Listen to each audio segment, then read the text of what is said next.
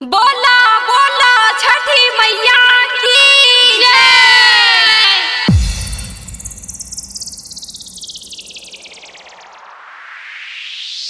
अनाड़ी recording studio डालो चौक Sheikhpura. DJ Kanchan Raj Muzaffarpur. Aditya मला दर्शन दिखाई चिरी के बदरी बहरियाई बहरियाई उगी आदित्य मला दर्शन दिखाई चिरी के बदरी बहरियाई बहरियाई साराती मैया देलिया रघिया हो।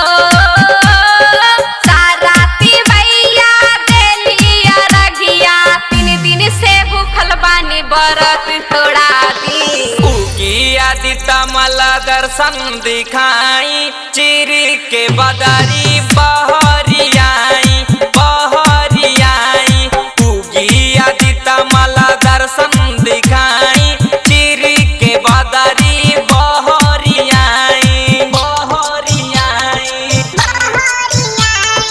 Mix by Kanchan Raj Muzaffarpur. कंचन राज मुजफ्फरपुर। कंचन राज मुजफ्फरपुर। कंचन राज मुजफ्फरपुर। कंचन राज मुजफ्फरपुर।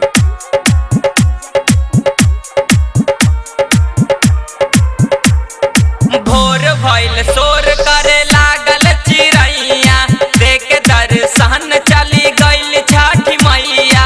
ए बाबा सुनी ना भोर भइल शोर करे लागल चिड़ैया देख दर्शन चली गइल छठी मैया। कौने नगरिया रथ जाहुआई हो। कौने नगरिया रथ जाहुआई काहे ले रुसल बानी बाबा बताई। उगी आदित्य मला दर्शन दिखाई चिरी के बदरी बहरियाई बहरियाई उगी आदित्य मला दर्शन दिखाई चिरी के बदरी बहरियाई बहरियाई।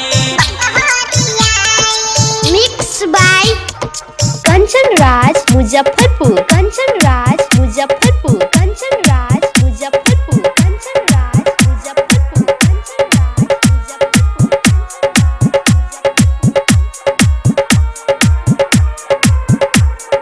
ठंडा ठंडा पानी बाबा सहना सहाता भूखल पियासल देखा गोड़ बहराता। ए बाबा सुनी ना ठंडा ठंडा पानी बाबा सहना सहाता भूखल पियासल देखा गोड़ बहराता गोड़ बहराता। अनमोल वरुण के सुनली पुकार हो। अंकिता रवि के सुनली पुकार हो। हमनी परे गो कर दी भलाई। उगी आदित्य मला दर्शन दिखाई चिरी के बदरी बहरियाई बहरियाई उगी आदित्य मला दर्शन दिखाई चिरी के बदरी बहरियाई। साराती मैया देलिया रघिया हो।